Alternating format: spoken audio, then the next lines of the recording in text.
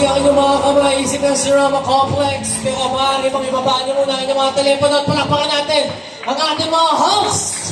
At talagang pinaputok na nila ang kailangang paputokin maliban sa Taal. Sumabog na rin po ang bulkan dito sa Easy ng Cerama Complex. Maraming salamat po sa inyo. This is of course the third elimination round of Manila's finest Hunk. Hunks, you may relax as our judges will tabulate our scores this afternoon. Once again, our criteria for judging will be physique and body proportion 40%, personality and character 30%, team presentation 20%, audience impact 10% for a total of 100.